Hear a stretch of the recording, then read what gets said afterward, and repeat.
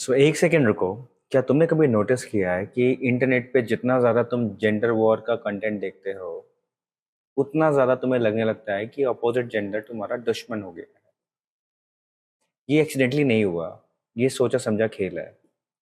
आज मैं तुम्हें बताऊंगा एग्जैक्टली ये कैसे काम करता है, डेटा के साथ, फैक्ट्स के साथ, और कुछ चीज़ें जो कोई ओपनली नहीं बोलता। पूरा वीडियो देखना, क्योंकि बीच में मैं एक ऐसी चीज़ बताऊंगा जो शायद तुम्हारी ज़िंदगी जीने का नज़रिया हमेशा के लिए बदल देगी। वेलकम टू बेडेड राइटर, जहाँ मैं सिर्फ ओपिनियंस नहीं देता, मैं ऑब्जर्वेशन शेयर करता हूँ। ह्यूमन साइकोलॉजी की, इंटरनेट कल्चर की, और उन पैटर्न्स की जो धीरे धीरे सोसाइटी को चेंज कर रहे हैं। फेक फेमिनिज्म और फेक मैस्कुलिनिटी दोनों में ही एक चीज़ कॉमन है। दोनों को इक्वालिटी नहीं, कंट्रोल चाहिए। और इंटरनेट ने ये कंट्रोल बहुत ईजी बना दिया है। जब इंसान खुद बनता था अपनी गलतियों से, अपने एक्सपीरियंसेस से, अपनी ज़िंदगी से, अब लोग अपनी आइडेंटिटी इंटरनेट से डाउनलोड करते हैं। किसी को अल्फा बनना होता है, किसी को बॉस कर, किसी को डोमिनेंट दिखना होता है, तो किसी को इमोशनली अनटचेबल। और शायद असली प्रॉब्लम यहीं से शुरू होती है, क्योंकि जो आइडेंटिटी जिंदगी से नहीं, कंटेंट से बिल्ड होती है, वो कभी रियल नहीं होती। वो सिर्फ एक परफॉर्मेंस होती है। अब बात करते हैं फेक मैस्कुलिनिटी की। 2023 में एक स्टडी आई थी अमेरिकन साइकोलॉजिकल एसोसिएशन की, जिसमें बताया गया था कि जो मर्द अपने इमोशंस एक्सप्रेस नहीं करते, उनमें डिप्रेशन और एंजाइटी 3 गुना ज़्यादा होती है। यस, 3 गुना। लेकिन इंटरनेट मैस्कुलिनिटी क्या सिखाता है? इमोशंस दिखाना वीकनेस है, सॉफ्ट होना फेलियर है, और एग्रेशन कॉन्फिडेंस है। यार, ये स्ट्रेंथ नहीं है, ये एक इंसान को अंदर से खाली कर देना है। और रिजल्ट क्या होता है कि इंडिया में हर साल 1 लाख से ज्यादा मर्द सुसाइड करते हैं, औरत से ऑलमोस्ट डबल। क्योंकि उन्हें कभी बोलने की परमिशन ही नहीं मिली। कभी किसी ने पूछा ही नहीं कि भाई तू ठीक तो है। अब ये लड़का अंदर से हर्ट भी है और टूटा भी है, लेकिन बाहर से चुप क्यों? क्योंकि उसे ये सिखाया गया है कि मर्द रोता नहीं है, मर्द बोलता नहीं, मर्द झेलता है। अब फिर वो यूट्यूब खोलता है, और एल्गोरिदम ने ऑलरेडी नोट कर लिया है कि ये लड़का क्या देख रहा है, क्या सर्च कर रहा है, कहाँ क्लिक कर रहा है, और धीरे धीरे उसे ऐसी वीडियोस सजेस्ट करने लगता है जैसे वुमेन मैनिपुलेटिव होती हैं, इमोशंस वीकनेस है, नाइस गाइस कुछ भी नहीं होते, अल्फा बनो सब ठीक हो जाएगा।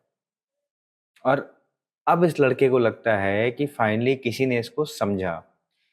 फाइनली कोई है जो इसको समझ सकता है, जो इसकी फीलिंग्स को वैलिडेट कर रहा है, जो बोल रहा है कि हाँ भाई तेरी गलती नहीं है, दुनिया गलत है, लड़कियां गलत हैं, सिस्टम गलत है। अब ये उस टाइप के वीडियोस को सब्सक्राइब कर लेता है, और फिर ये वीडियोस, एक वीडियो, फिर एक और वीडियो, और फिर एक कम्युनिटी जहाँ सब ऐसे ही सोचते हैं, जहाँ सब ऐसे ही हर्ट हैं, और सब एक दूसरे को ज़्यादा एंग्री बना देते हैं। और धीरे धीरे वो लड़का जो पहले बस लोनली था, अब बिटर हो गया। दुनिया उसे अपने अगेंस्ट लगने लगती है, हर औरत सस्पिशियस लगती है, इमोशंस यूजलेस लगते हैं, और दिल खोलना तो बिल्कुल भी बंद हो गया। ये होने की जगह इसके अंदर ही अंदर जहर बिल्ट होने लगा, दिन पे दिन, वीडियो पे वीडियो, और ये जहर फिर रिलेशनशिप में दिखने लगता है, कन्वर्सेशंस में दिखने लगता है, जिंदगी के हर कॉर्नर में दिखने लगता है। और फिर एक दिन वो लड़का कहता है कि मैं अल्फा हूँ। नहीं भाई, तुम अल्फा नहीं हो। तुम वो हर लड़के हो जो आंसर्स ढूंढ रहा था, और किसी ने तुम्हारा दर्द एक प्रोडक्ट में कन्वर्ट कर दिया। तुम्हें हील नहीं किया, तुम्हें मोनेटाइज किया बस। प्रॉब्लम सिर्फ एक साइड नहीं है, ये बोलना भी जरूरी है। फेक फेमिनिज्म भी इक्वली डेंजरस है। अब 2022 में प्यू रिसर्च ने एक सर्वे किया, जिसमें आया कि 58% यंग मैन ने बोला है कि फेमिनिज्म ने उन्हें अनफेयरली टारगेट किया है। 58%। अब ये 58% गलत है या सही है, ये एक अलग डिबेट है। लेकिन ये नंबर्स बताता है कि कुछ तो गलत हो रहा है कम्युनिकेशन में, अप्रोच में। क्योंकि रियल फेमिनिज्म में मेन को एनिमी नहीं माना जाता। रियल फेमिनिज्म कहता है equal rights, equal respect and equal opportunity. लेकिन इंटरनेट फेमिनिज्म कभी कभी ये कह देता है कि ऑल मेन आर ट्रैश। यार, ये एम्पावरमेंट नहीं है, ये सिर्फ हेट का दूसरा नाम है। और हेट से कोई भी साइड नहीं जीतती।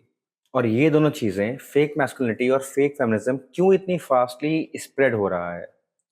क्योंकि एल्गोरिदम को बैलेंस पसंद ही नहीं है। एल्गोरिदम को आउटरीच पसंद है। एक काम बैलेंस वीडियो 1000 व्यूज लाता है। एक angry gender war video 10 lakh. Facebook के इंटरनल डॉक्यूमेंट्स जो 2021 में लीक हुए थे, उनमें खुद लिखा था कि प्लेटफॉर्म जानता है कि डिवाइसिव कंटेंट ज्यादा एंगेजमेंट देता है और फिर भी वो इसे प्रमोट करता है, क्योंकि एंगेजमेंट मनी है एंड तुम्हारा एंगर किसी के लिए बिजनेस है। और अगर ये चीजें तुम्हें पहली बार किसी ने ओपनली बताई हैं तो प्लीज मेरे चैनल को जरूर सब्सक्राइब करना, क्योंकि मैं हमेशा वही बोलता हूँ जो शायद बाकी लोग बोलने में डरते हैं। और रिजल्ट क्या हो रहा है, लोग सीखना बंद कर देते हैं, साइड चूज करने लगते हैं। एक साइड वैलिडेशन ढूंढती है, दूसरी साइड सुपरियोरिटी। लेकिन दोनों के नीचे एक कॉमन चीज होती है, जो है इनसिक्योरिटी। आज बहुत लोग एक्चुअली अपोजिट जेंडर से हेट नहीं करते, वो बस हर्ट होते हैं, रिजेक्टेड फील करते हैं, इग्नोर्ड फील करते हैं, लोनली फील करते हैं। लेकिन इंटरनेट उस पेन को हील नहीं करता, वो उसे मोनेटाइज करता है।